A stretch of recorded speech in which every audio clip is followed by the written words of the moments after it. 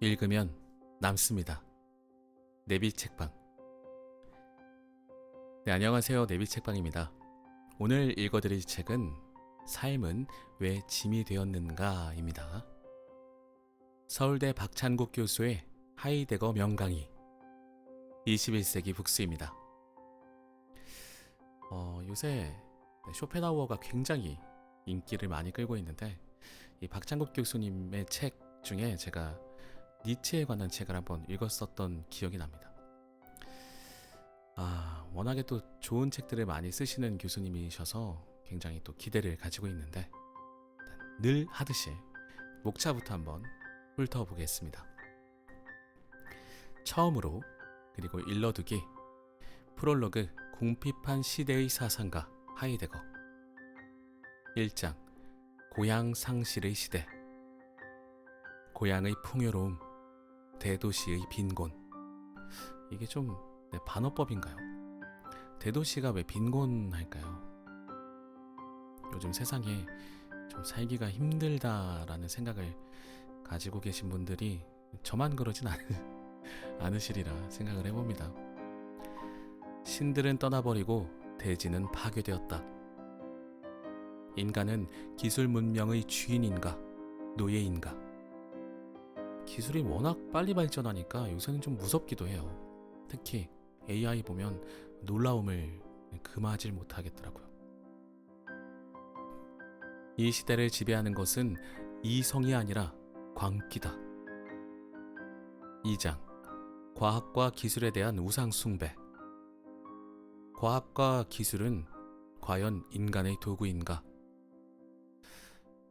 저는 인간의 도구이긴 하지만 인간이 거기에 좀 끌려가는 건 아닌가 싶습니다.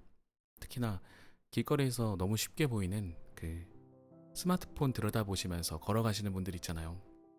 그런 분들 보면 가끔 그런 생각을 좀 하게 되네요. 우상이 되어버린 과학기술, 네크로필리아가 지배하는 세상, 기술적 세계 이해를 넘어서. 3장 우리의 삶은 왜 이토록 공허한가? 뭔가 채워지지 않는 그런 하루하루를 살아가는 기분이 들고는 합니다. 왜 공허할까요? 존재가 존재자에게서 빠져 달아나 버렸다. 이건 어떤 표현일지 궁금합니다. 존재자가 존재한다는 것의 의미. 비교의식, 잡담과 호기심이 지배하는 삶. 전 이 잡담, 이 잡담에 좀 탁 꽂히네요. 요새 어떤 본인의 생각과 본인의 생각으로 세상을 바라보는 것, 그런 것에 대한 대화보다는 그냥 SNS에 돌아다니는 별로 이렇게 중요하지 않은 것 같은 그런 소식들, 이슈들, 가십거리들, 그런 것들이 카페나 식당에서 이렇게 오고 가는 것들이 보여요. 그게 아마 잡담이 아닐까 하는 생각도 해봅니다. 그렇다고 저는 뛰어난 생각을 갖고 있냐? 아니에요. 전혀 아닙니다. 뭐라도 좀 배워보려고 이렇게 책 읽기 시작했습니다. 계속 읽어볼게요. 존재 상실의 공허함이 지배하는 시대. 4장 근본 기분이란 무엇인가? 이제 근본이라는 말도 많이 쓰시죠. 근본. 야, 떡볶이의 근본은 이거야. 막 이런 거. 근본을 찾긴 찾네요, 사람들이. 다행인 것 같습니다. 우리는 항상 기분 속에 존재한다. 경의와 침묵, 그리고 존재의 빛. 정보 언어와 시어. 정보 언어는 말 그대로 정보를 전달하는 어떤 글자의 느낌이라면 시어는 감정적인 글자를 말하시는 게 아닌가 싶네요. 근본 기분을 일깨우기. 5장 장미는 이유 없이 존재한다. 계산적 사유와 시적 사유. 이성과 감성을 말씀하시는 걸까요? 가만히 살펴보니 냉이꽃 한 송이가 피었다. 비교의식이 지배하는 삶. 6장. 인간은 왜 불안을 느끼는가? 불안함을 느끼는 분들이 많으신 것 같습니다. 요즘 뭐 정신적으로도 어떤 어려움을 호소하시는 분들이 점점 늘어나는 것 같은데 이 6장에서 뭔가 그 해답을 얻을 수 있지 않을까 싶네요. 이반 일리치의 죽음. 이건 뭐 아시는 분들은 아시리라 생각합니다. 실존이란 무엇인가? 불안과 죽음의 관계. 불안은 일상을 어떻게 붕괴시키는가? 불안이라는 연옥불을 통과해야. 7장. 인간이란 어떤 존재인가? 인간만이 삶을 짐으로 여긴다. 이 책의 제목이죠. 삶은 왜 짐이 되었는가? 7장에서 다뤄주고 계시는 것 같습니다. 이제 거의 뭐 결론을 내주실 것 같은데요. 책의 후반부니까 개만 닮아라. 그러면 세상이 평화로워지리라. 개들도 요새 문제가 좀 많죠. 아니다. 그 개를 키우는 주인들이 문제. TV 프로그램에서 본 적이 있습니다. 저는 반려동물이 없어서 그냥 좋아만 하고 있습니다. 인간과 동물의 차이. 고독감, 무력감, 허무감을 어떻게 극복할 것인가? 8장. 언어란 무엇인가? 하이데거의 세계 이해. 세계와 사물 사이의 관계. 언어는 존재의 집이다. 근원적 세계의 파괴와 경악이라는 근본 기분. 존재자들의 지배자에서 존재의 파수꾼으로. 9장. 건축의 본질과 시적 사유. 건축의 본질이란 무엇인가? 건축도 다루시네요. 이게 굉장히 지식의 폭이 넓으신 것 같습니다. 하긴 뭐 어떤 한 가지에서 세상이 모든 게 시작되고 그 한 가지로 설명이 되는 게 아니라 각자 다 관계가 있잖아요. 건축을 보면서도 우리가 배울 수 있는 것들이 있겠죠. 그리스 신전은 그저 그렇게 서 있을 뿐이다. 시적 사유가 진정한 건축을 가능케 한다. 10장.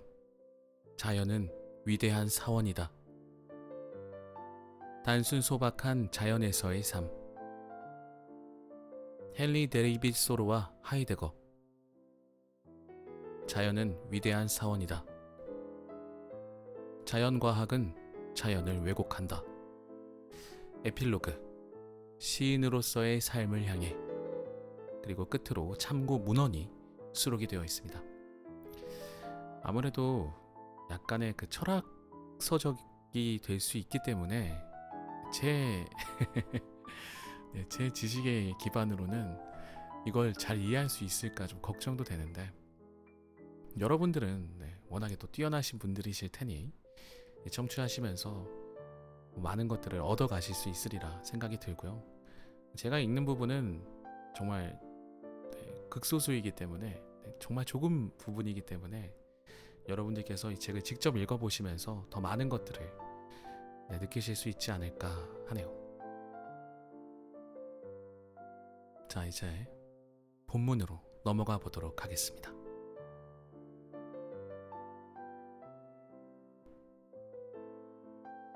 깊은 겨울밤, 사나운 눈보라가 오두막 주위에 휘몰아치고 모든 것을 뒤덮을 때야말로 철학을 할 시간이다. 마르틴 하이데거. 프롤로그. 궁핍한 시대의 사상가 하이데거. 하이데거는 20세기 이후의 지성계에 가장 큰 족적을 남긴 사상가 중 한 명입니다.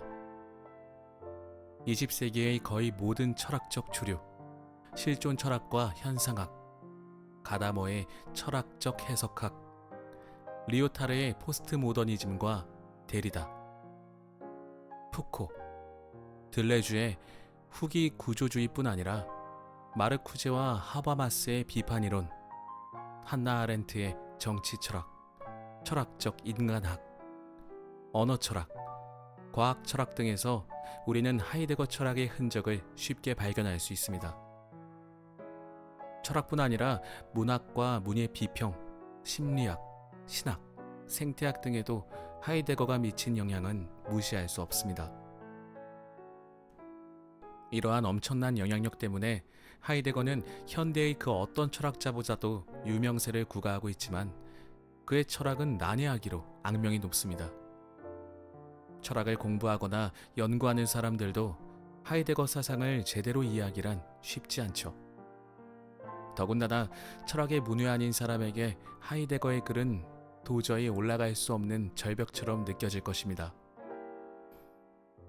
하이데거의 대표작이자 당시 지성계를 뒤흔든 20세기의 기념비적인 책 존재와 시간이 서울대에서 선정한 권장도서 100선에 포함되지 못한 이유도 너무 어려워서였습니다. 그럼에도 하이데거 철학은 오늘날 우리가 귀를 기울여야 할 중요한 메시지를 담고 있습니다. 하이데거는 현대 기술 문명의 위기를 진단하고 그것을 극복하기 위한 길을 사유하는 데 자신의 삶을 바쳤습니다. 하이데거가 죽은 지 40여 년이 흘렀지만 기술 문명의 위기가 약화되기는커녕 오히려 심화되고 있는 지금, 그의 사상은 우리의 등짝을 죽비처럼 내리치는 힘을 가지고 있습니다. 하이데거의 수제자이자 훗날 나름의 독자적인 사상을 구축한 칼 레비트는 하이데거를 가리켜 궁핍한 시대의 사상가라고 불렀습니다. 이는 하이데거가 독일의 민족 시인 휠 덜린을 궁핍한 시대의 시인이라고 일컬었던 것에 빗댄 표현입니다. 하이데거는 우리가 살고 있는 이 시대가 전대미문의 물질적 풍요를 누리고 있는 것처럼 보이지만 가장 중요한 것이 결여되어 있다고 보았습니다. 우리 삶이 진정으로 충만해지기 위해 절대적으로 필요한 것이 빠져 있다는 것이죠. 이런 의미에서 그는 이 시대를 궁핍한 시대라고 규정했습니다. 그런데 더 큰 문제는 사람들이 이러한 궁핍성을 자각하기는커녕 현대를 가장 풍요로운 시대라고 여긴다는 데 있습니다. 하이데거식의 난해한 표현을 빌리자면 현대인들은 존재자들을 관리하고 조작하고 지배하고 향유하는 데 빠져서 존재를 망각하고 있을 뿐 아니라 심지어 자신들이 존재를 망각하고 있다는 사실조차도 망각하고 있다는 것입니다.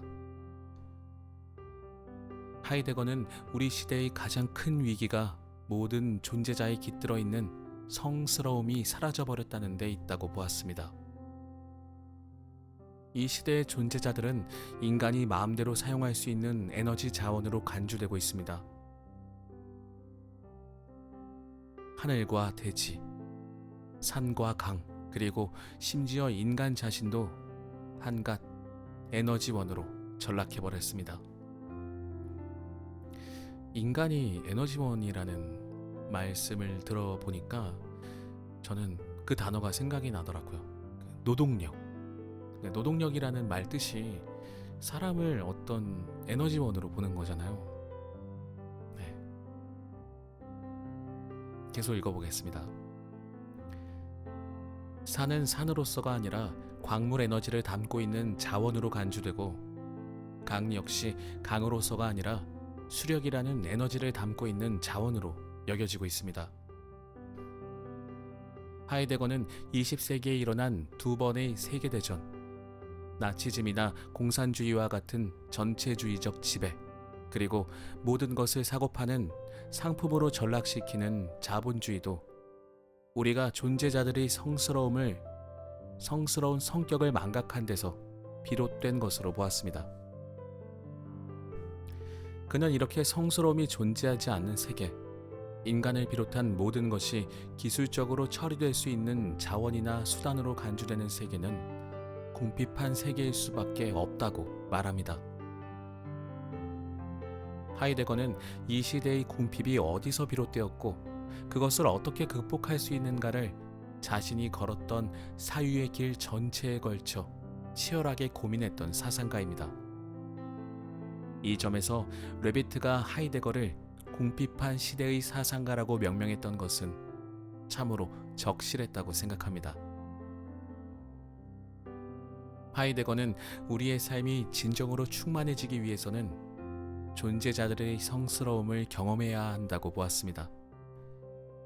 하이데거는 존재자들이 갖는 성스러움을 존재라는 단어로 표현하기도 합니다. 그는 철학자가 존재라고 부르는 것을 시인은 성스러운 것이라고 부른다고 말하기도 했죠. 여기서 짐작할 수 있듯이 하이데거는 진정한 의미의 철학과 시는 서로 이웃관계에 있다고 봅니다. 하이데거의 철학을 포함하여 철학은 어디까지나 개념적인 분석 작업이고 시는 이미지로 표현하는 작업이기 때문에 분명 이 둘에는 차이가 있습니다. 그럼에도 하이데거는 양자가 드러내려 하는 사태는 실질적으로 동일하다고 보았습니다. 이 점에서 하이데거의 철학은 서양의 전통 철학과 근본적으로 다르다고 할 수 있습니다. 서양의 전통 철학에서 철학은 시보다는 과학에 더 가까운 것으로 간주되었습니다. 철학은 객관적인 진리를 파악하려 하는 반면에 시는 인간의 주관적 감정을 표현하는 것이라고 보았기 때문이죠.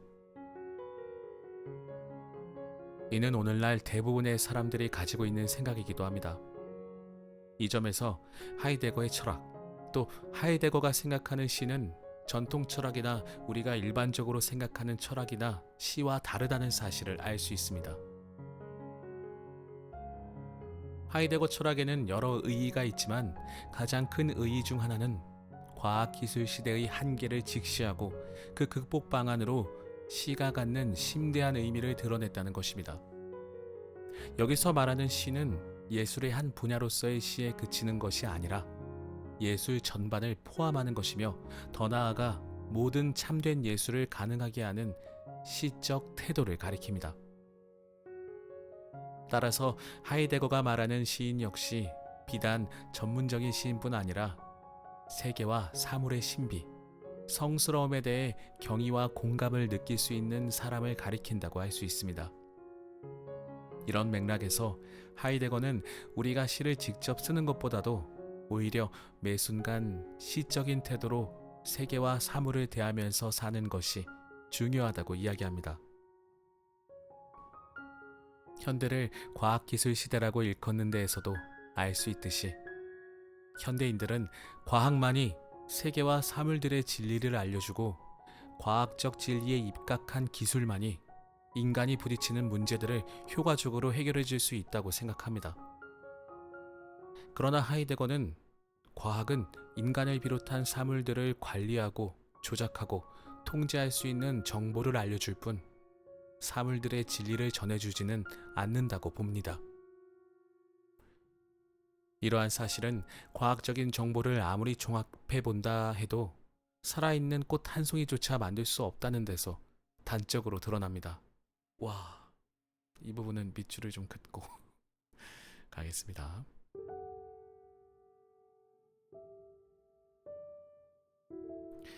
과학은 꽃이 피는 데 필요한 여러 가지 물리적, 화학적인 조건들을 드러낼 수는 있겠지만 꽃 자체는 그러한 조건들로 환원될 수 없는 통일적인 전체로 남습니다. 하이데거는 현대 과학의 근저에서는 사물들을 지배하려는 의지가 작용하고 있고 현대 과학은 사물들을 지배하려는 특정 관점에서 사물들을 고찰한다고 봅니다. 이는 기업체에서 사원을 뽑을 때 자사의 이익에 얼마나 기여할 수 있느냐 하는 관점에서 지원자들을 평가하는 것과 마찬가지입니다. 기업체는 지원자들을 그들이 가진 여러 능력과 스펙으로 환원하여 평가합니다. 이에 따라 기업체에서 필요로 하는 능력과 스펙을 갖춘 지원자들은 유능한 인재라고 판단하고 그렇지 않으면 불필요한 존재로 치부하겠죠. 그러나 각각의 지원자들은 이러한 능력과 스펙만으로 환원될 수 없는 소중한 인격체입니다. 하이데거는 시적인 태도란 사물들을 소유하고 지배하려는 의지가 완전히 사라진 상태고, 이러한 태도에서야말로 사물들은 자신의 진리를 스스로 드러낸다고 이야기합니다. 불교식으로 말하자면 사물들을 우리의 이해 관심에 따라 평가하거나 그것들을 소유하고 지배하려는 모든 욕망에서 벗어난 무심의 상태에서야 사물들의 진리가 드러난다는 것입니다. 시적인 태도란 사물들 스스로 자신을 드러낼 수 있도록 우리 자신의 마음을 비우는 것이라고 할 수 있습니다. 자신의 관점을 내세우고 사물들로 하여금 그런 관점에 따라 자신을 드러내도록 강요하는 것이 아니라 사물들 스스로 자신을 드러내게 하는 것입니다.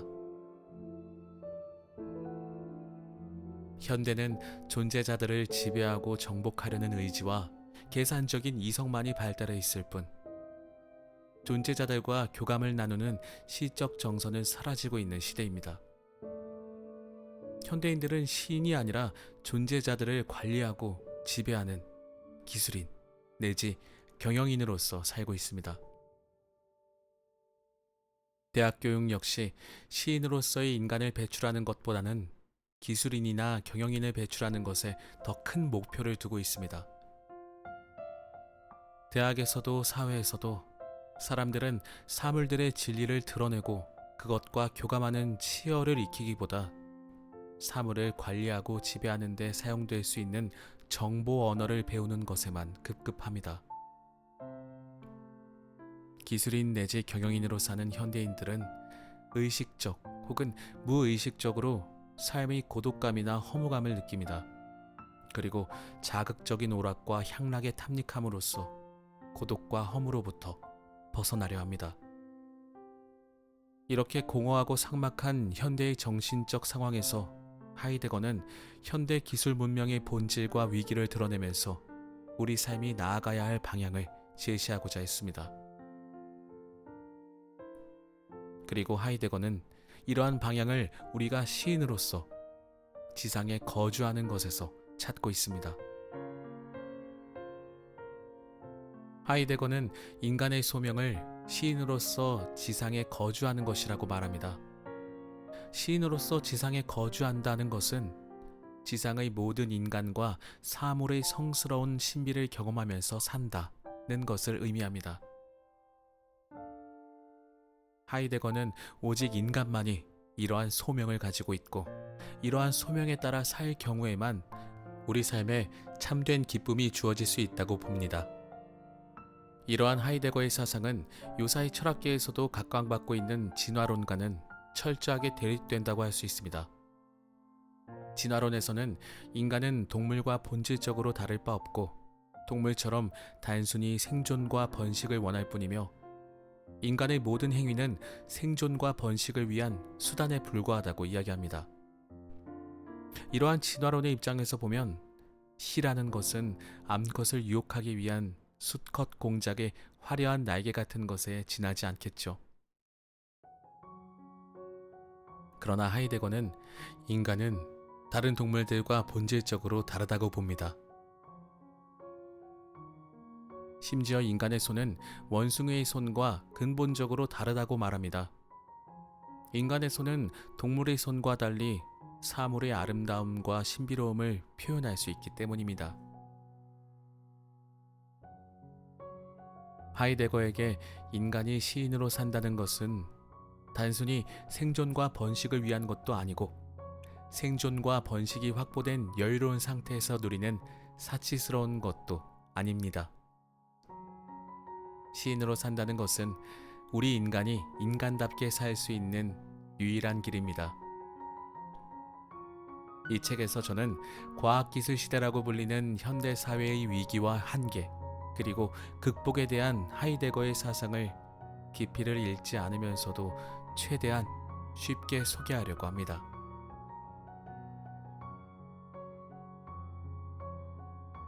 네, 이제 1장 시작하도록 하겠습니다. 1장 고향 상실의 시대. 진공청소기가 먼지를 빨아들이듯 대도시는 지금 이 순간에도 수많은 사람들을 빨아들이고 있다. 이곳에서는 시기와 질시, 그리고 경쟁이 은밀하게 혹은 공공연하게 사람들을 지배한다. 우리는 과거에 비해 물질적으로는 풍요로울지 몰라도 마음은 한없이 허전하고 외롭다.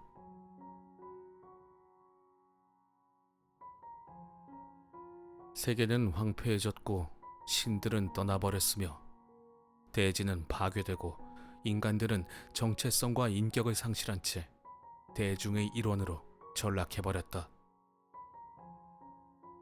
마르틴 하이데거. 고향의 풍요로움, 대도시의 빈곤. 하이데거는 우리가 살고 있는 시대를 고향 상실의 시대라고 부릅니다. 고향이라는 단어의 원래 의미는 사람이 태어나서 자란 곳이겠지만 하이데거가 고향 상실의 시대라고 말할 때 염두에 둔 고향은 보다 상징적인 의미를 지닙니다. 그가 말하는 고향은 우리가 고향이라는 단어를 들었을 때 저절로 떠올리는 편안하고 아늑한 곳이라 할 수 있습니다. 설령 대도시에서 태어난 사람이라도 고향이란 말을 들으면 모든 긴장을 풀고 마음 편히 쉴 수 있는 곳을 떠올릴 것입니다. 고향을 뜻하는 독일어 헤이맛에서의 헤임은 집을 의미합니다. 집은 우리가 세상의 풍파 속에서 시달리다가 돌아가서 쉴 수 있는 곳입니다. 냉기가 흐르는 세상과는 달리 그곳에는 어머니의 따뜻한 사랑이 존재합니다. 전광식은 고향을 다음과 같이 묘사합니다.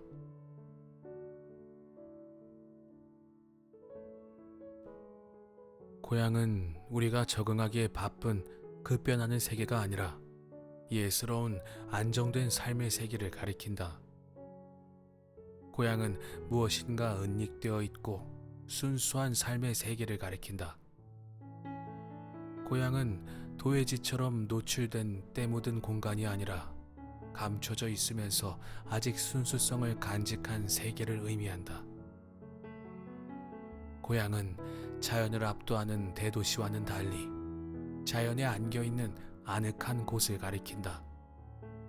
이곳에서는 군중 속의 고독이 아니라 사랑과 정, 유대감이 지배한다. 오늘날 우리는 모든 것이 급변하는 세계 속에 살고 있습니다. 이런 세계에 적응하기 위해 우리는 보다 더 열심히 공부하고 일해야 한다며 끊임없이 자신을 다그치곤 합니다. 급변하는 세상에 적응하는 데만 열중하다 보니 우리는 세상의 어떤 것 하나와도 차분한 교감을 나누지 못하고 있습니다. 우리에겐 꽃을 볼 여유도 달을 볼 여유도 없습니다. 이에 반해 고향은 모든 것이 안정되어 있어 느긋한 마음으로 사물들과 교감을 나눌 수 있는 곳입니다. 대도시의 삶에 길들여진 사람에게는 고향에서의 삶이 단순하고 단조롭게만 보이겠지만 그곳에는 풍요로움이 숨겨져 있습니다. 이것은 우리가 대도시에 살면서 끊임없이 사로잡히는 욕망이나 걱정에서 벗어나 호젓한 마음으로 고향의 산하와 꽃과 들을 바라볼 때 느끼는 풍요로움이죠. 이는 대도시가 만들어내는 현란한 상품들과는 비교할 수 없는 순수한 풍요로움입니다. 대도시가 만들어내는 상품들이 인간의 탐욕으로 오염되어 있다면 고향의 풍요로움은 아무런 때도 묻어있지 않습니다. 또한 고향의 풍요로움은 대도시의 상품들처럼 자신의 아름다움을 뽐내지도 않고 자신을 사용해달라고 유혹하지도 않습니다. 고향의 아름다움은 우리의 욕망을 자극하는 것이 아니라 우리를 편안하게 품어주는 아름다움입니다. 대도시에서는 자연이 한갓 인간이 지배하고 사용하는 대상으로 전락해 있습니다. 이에 반해 고향에서의 자연은 우리를 포근하게 안아주는 어머니 같은 존재입니다. 이러한 곳에서 우리는 자연 속에 들어앉아 꽃과 나무, 달과 별을 보면서 그것들의 아름다움에 맑은 마음으로 취할 수 있습니다. 대도시에는 수많은 사람들이 모여 살지만 이들은 모래알처럼 흩어져 있습니다. 이곳에서는 시기와 질시, 그리고 경쟁이 은밀하게 혹은 공공연하게 사람들을 지배합니다. 대도시에 사는 사람들은 고향에 사는 사람들보다 물질적으로 풍요로울지 몰라도 마음은 한없이 허전하고 외롭습니다. 또한 대도시의 사람들은 사랑이라는 미명 아래 상대방에게 집착하거나 상대방을 불편하게 하기도 합니다. 상대방을 그저 자신의 외로움과 공허함을 달래기 위한 수단으로 취급하기 때문입니다. 이에 반해 고향에는 사람들 사이에 그리고 사람과 자연 사이에 사랑과 정이 가득합니다. 상대방에게 아무것도 요구하지 않고 서로가 존재한다는 사실만으로 기뻐하는 사랑과 정이 깃들어 있는 것이죠. 신들은 떠나버리고 대지는 파괴되었다. 대도시는 현란한 모습으로 수많은 사람들을 끌어들입니다. 한국뿐 아니라 아프리카에서도 남아메리카에서도 사람들은 시골을 떠나 대도시로 몰려듭니다. 진공청소기가 먼지를 빨아들이듯 대도시는 지금 이 시각에도 수많은 사람들을 빨아들이고 있습니다. 하이데거는 이렇게 고향이 상실된 시대에 어떻게 하면 다시 고향을 회복할 수 있을지를 고뇌했습니다. 그는 이 고향 상실의 시대를 세계는 황폐해졌고 신들은 떠나버렸으며 대지는 파괴되고 인간들은 정체성과 인격을 상실한 채 대중의 일원으로 전락해버린 시대 라고 묘사합니다. 오늘날 이 세계는 모든 사물이 고유하고 신비로운 자신의 존재를 드러내는 곳이 아니라 계산과 예측이 가능한 에너지들이 연거한 체계로 간주되고 있습니다. 사물뿐 아니라 인간까지도 한갓 에너지원으로 여겨지면서 자신들의 에너지를 최대한 뽑아내도록 내몰리고 있는 것이죠. 이런 의미에서 하이데거는 오늘날의 세계를 황폐한 세계라고 부릅니다. 이렇게 인간이 흡사 세계의 주인이나 되는 것처럼 모든 것을 정복하고 소유하려는 시대에 신들은 자신의 모습을 감추고 떠나버릴 수밖에 없습니다.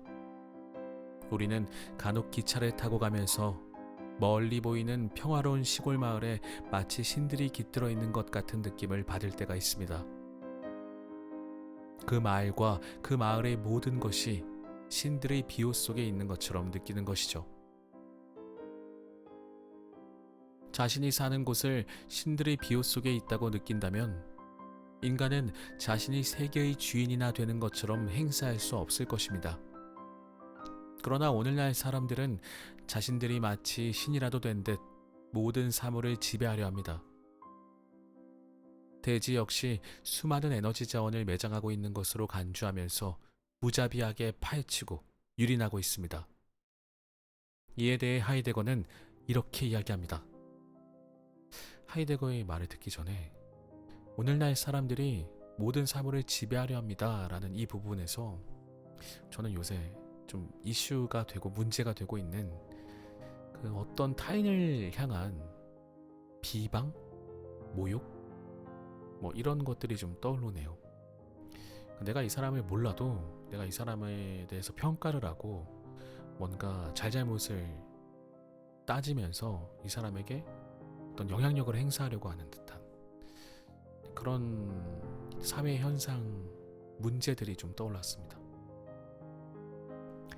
하이데거의 이야기를 한번 들어보겠습니다.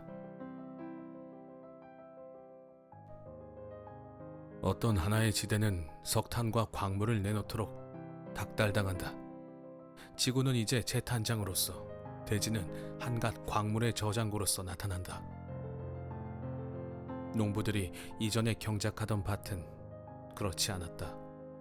그때의 경작은 키우고 돌보는 것이었다.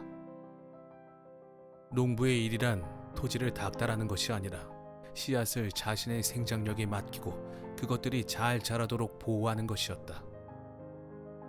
그러나 오늘날의 토지 경작은 자연에게 강요하는 이전과는 다른 종류의 경작 방법 속으로 흡수되어 버렸다.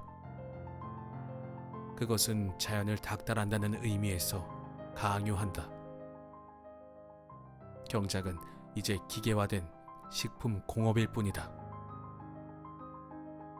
공기는 이제 질소를 내놓도록 강요당하고, 대지는 광석을, 광석은 예컨대 우라늄을, 우라늄은 파괴를 위해서든 평화적 이용을 위해서든 원자력을 내놓도록 강요당한다.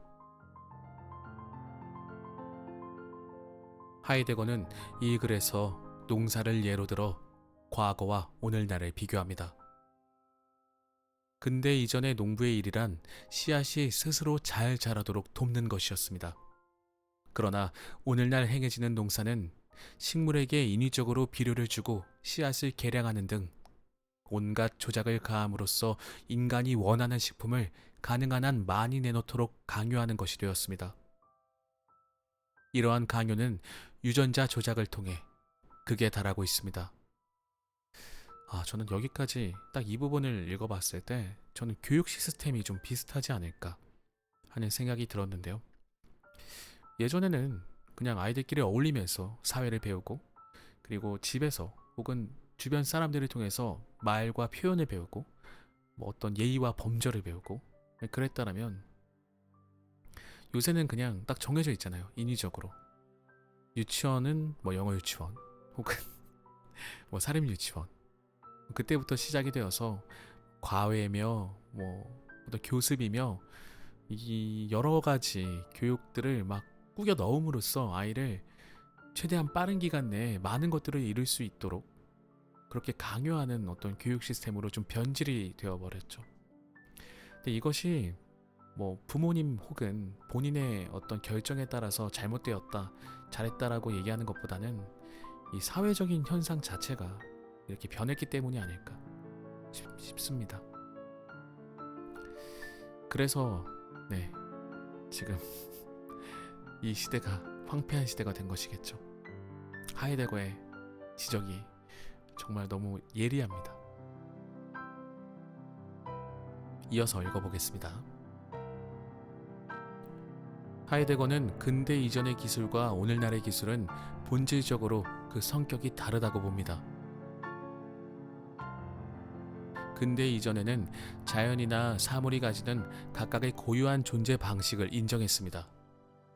예를 들어 닭은 마당에서 뛰놀며 살고 싶어하고, 소는 초원에서 지내기를 원하는 등 각자의 독특한 존재 방식이 있다고 본 것이죠. 하지만 오늘날은 어떤가요? 인간은 닭을 그저 달걀과 고기를 제공해주는 자원으로 간주하고 비좁은 공간에서 다량 사육합니다. 소 역시 부드러운 육질을 얻겠다는 이유로 움직이지 못하도록 묶어둔 채 사육하고 있죠.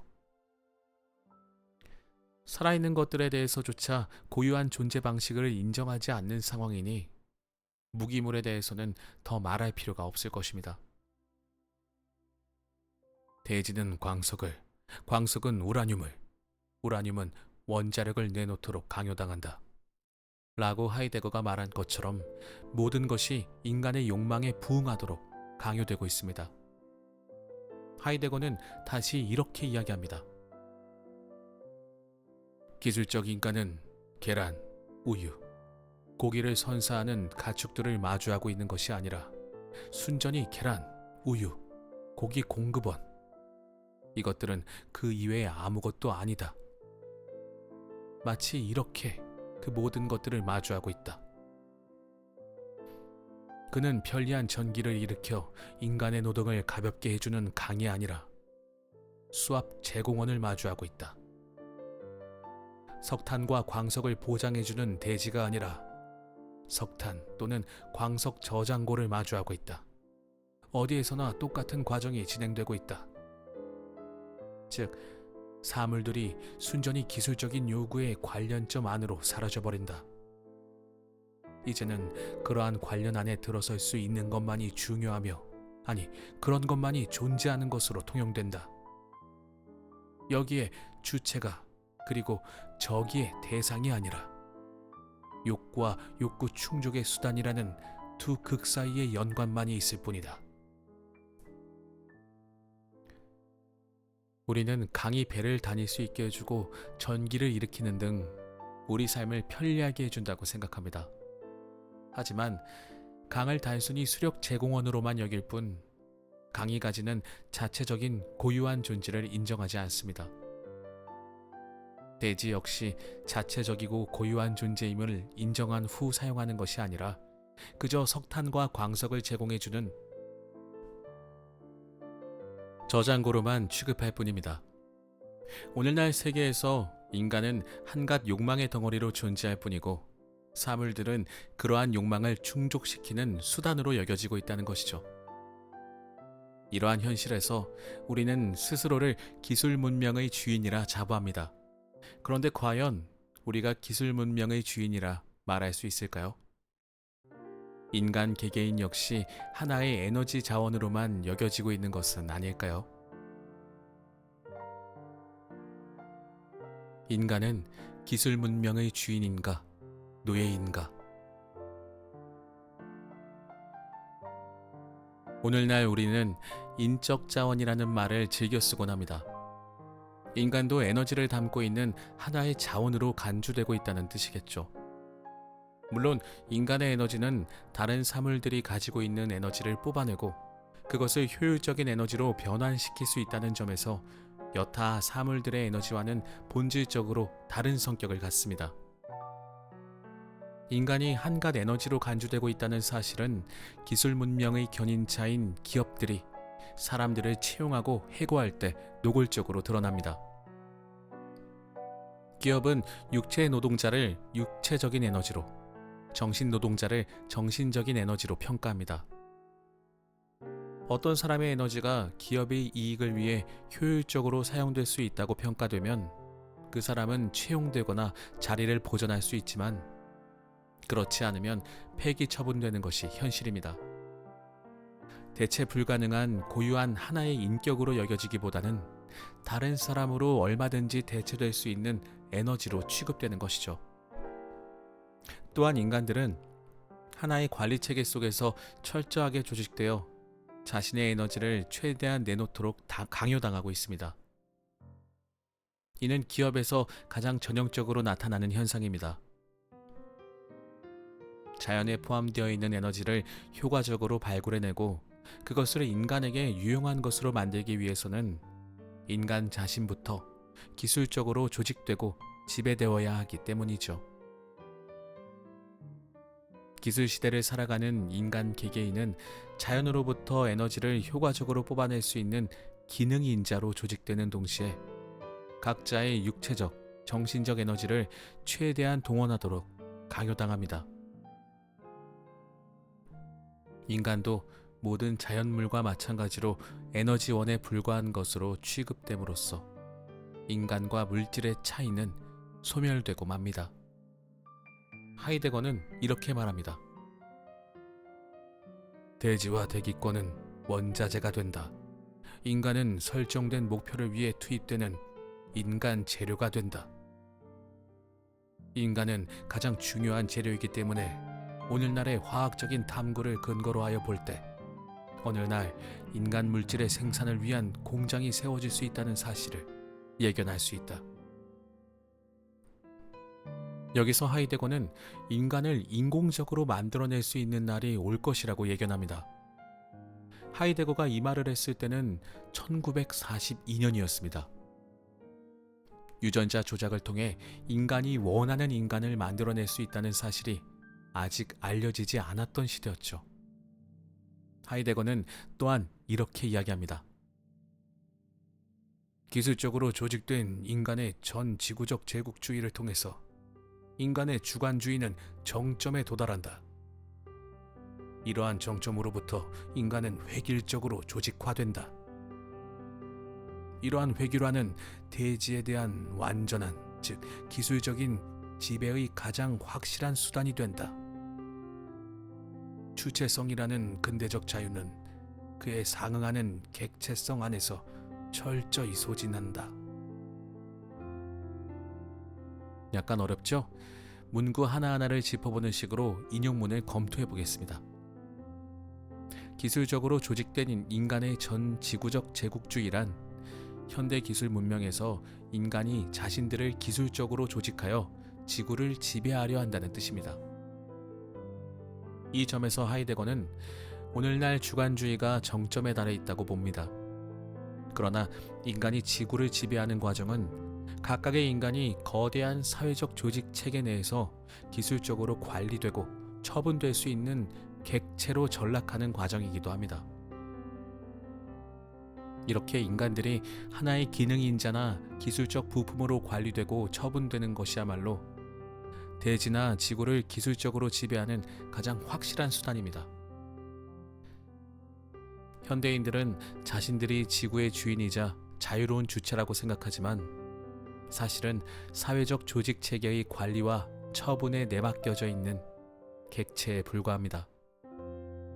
이런 의미에서 하이데거는 주체성이라는 근대적 자유는 그에 상응하는 객체성 안에서 철저히 소진된다고 말한 것입니다.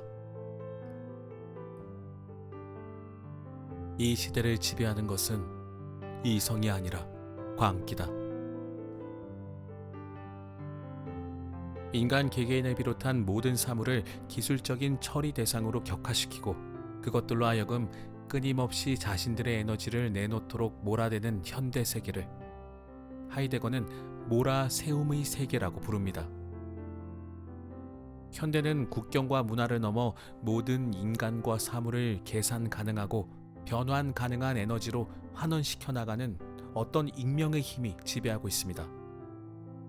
이러한 힘이 전 세계를 휩쓰면서 전 세계는 거의 동일한 모습을 보입니다. 요즘 세계화라는 말이 회자되고 있지만 세계화란 이러한 익명의 힘이 지구상의 모든 문화적 단위를 하나의 기술적인 세계 문명으로 통합해가는 과정이라고 할 수 있습니다. 하이데거는 현대 기술 문명을 근저에서 지배하는 익명의 힘을 가리켜 지배의 의지라고 일컫습니다. 지배의 의지는 인간을 둘러싼 자연 전체를 효율적으로 지배할 수 있는 에너지원으로 변환시키고 남용하려는 광기 어린 의지입니다. 지배의 의지를 하이데거는 의지의 의지라고도 부릅니다. 지배의 의지는 자신을 맹목적으로 강화하고 증대하는 것 외의 다른 목적을 전혀 갖지 않기 때문입니다. 의지의 의지는 모든 것을 자신의 욕구 충족의 수단으로 간주하는 각 개인들의 의지로 나타나기 때문에 현대인들은 자신들이 이러한 의지의 소유자이자 주체라고 여깁니다. 그러나 하이데거는 오히려 현대인들은 의지의 의지에 사로잡혀 있고 그것에 의해 끊임없이 내몰리고 있다고 이야기합니다.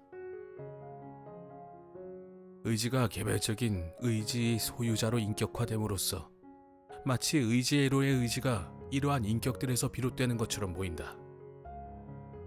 이와 함께 인간의 의지가 의지의 의지의 근원이라고 여겨진다.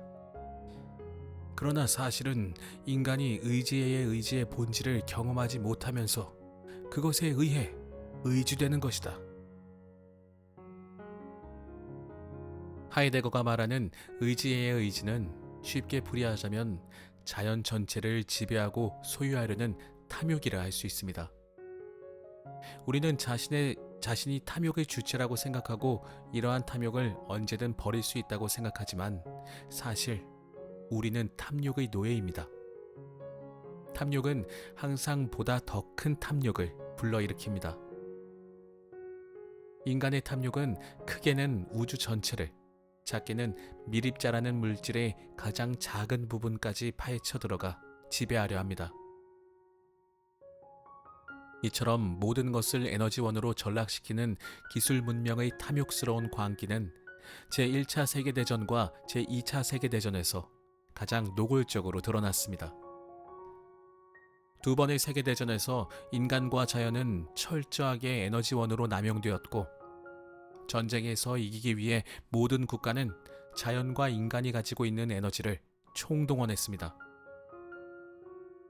자연은 폭탄과 총알을 만드는 에너지원으로 남용되었고, 육체 노동자는 자연을 폭탄과 총알로 변환시키는 육체적 에너지로 쓰였으며, 정신 노동자는 자연을 효과적인 폭탄과 총알로 변환시킬 수 있는 방법을 강구해내는 에너지로 사용되었습니다. 하이데거는 스탈린이나 히틀러와 같은 이른바 지도자들을 전쟁의 주체로 여기지 않았습니다.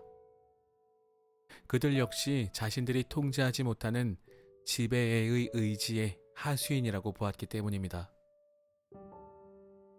그들은 지배의 의지를 지배하는 주체가 아니라 오히려 그 의지에 사로잡혀 사람들로 하여금 자연과 자신의 에너지를 총력을 다해 뽑아내도록 독려하고 관리하는 또 다른 에너지원에 불과하다는 것이죠. 와, 사람이 주체가 아니라 그 어떤 그 어떤 무엇인가에 지배당하는 게 사람이라고. 이런 해석은 처음 봅니다. 우리는 그냥 히틀러 나빠, 스탈린 좀 별로야 이렇게 얘기하는데, 하이데거는 정말 고차원적인 생각을 말씀하시는 것 같아요. 네, 지금 목소리가 사례가 들려서 좀 계속 읽어보겠습니다. 모든 것을 에너지원으로 전락시키는 탐욕스러운 관계는 자본주의 체제든 사회주의 체제든 아니면 파시스트 체제든 이 시대의 모든 사회 체제를 근저에서 규정하는 근본적인 힘이기도 합니다.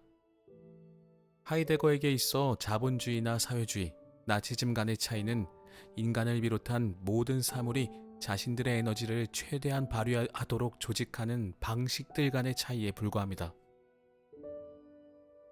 근대의 자유주의나 사회주의가 인간 개개인의 주체적인 권리와 자유를 아무리 법적으로 보장한다 해도 구체적인 삶의 영역에서 각각의 개개인은 한갓 노동 에너지로밖에 취급되지 않는다는 것입니다.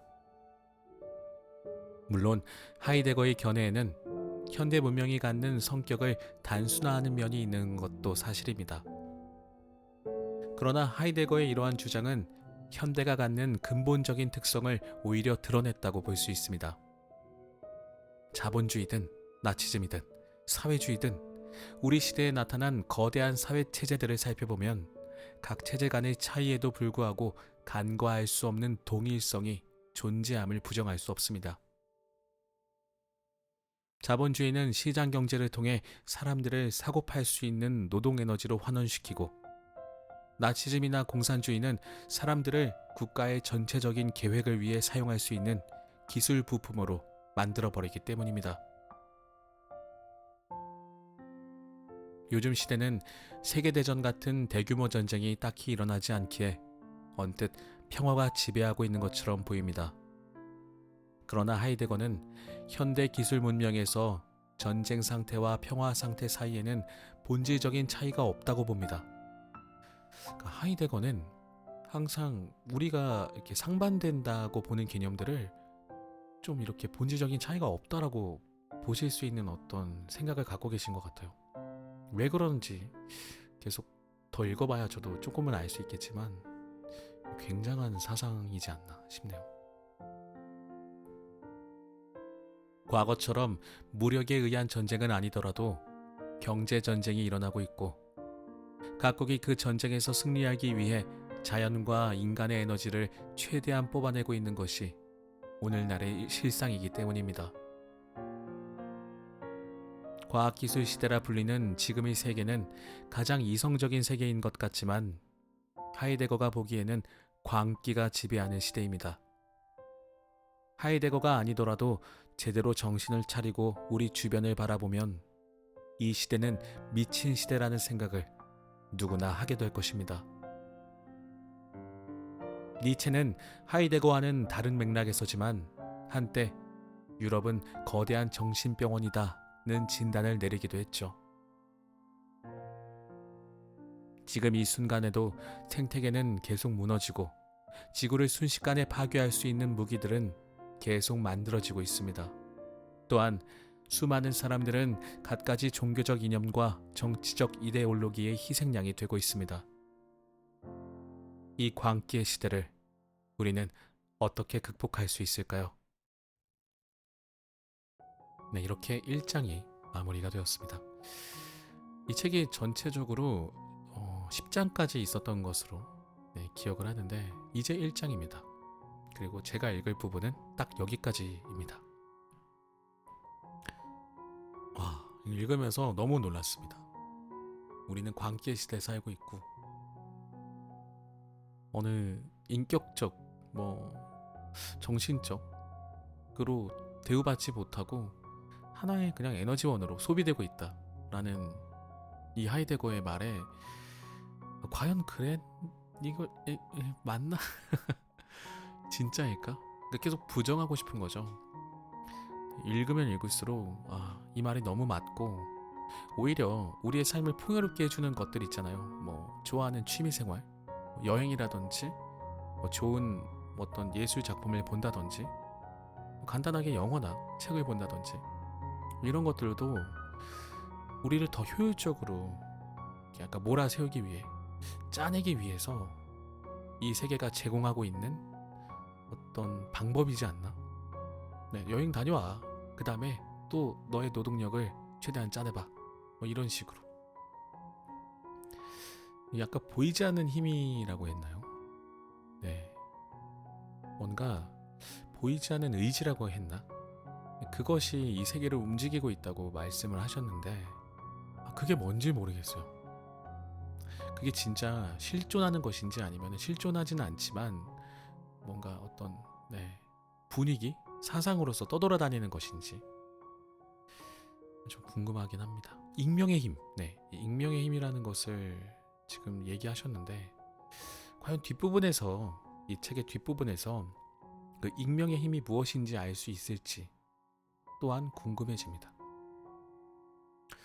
어쨌든 우리가 이 세상을 살기 위해서 알고 있으면 굉장히 도움이 될 만한 그리고 사실은 관심도 없었지만 꼭 알아야 되는 내용들이 담겨져 있는 오늘의 책 삶은 왜 짐이 되었는가 이 책을 한번 읽어보시길 추천을 드리겠습니다. 저는 재미와 유익함 이 두 개를 모두 충족하지 않더라도 재미 혹은 유익함이라도 가질 수 있는 책을 항상 들고 오려고 노력합니다. 근데 이것조차 모든 책들은 다 그만의 재미와 그만의 유익함이 있지 않나 싶네요. 갑자기 제가 함부로 이렇게 판단할 것은 아닌 것 같습니다. 자, 지금까지 들어주신 여러분들 감사드리고요. 라이브로 또 참여해주신 모든 분들 다시 한번 감사드립니다. 저는 오늘 여기까지 있도록 하겠고요. 다음 시간에 또 만나 뵙도록 하겠습니다. 아직은 계획 중인데 월수금 이렇게 해서 자정에 12시에 이렇게 업로드가 될 수 있도록 최대한 맞춰보려고 해요. 기억해 주시고 또 찾아주시면 감사하겠습니다. 감사합니다.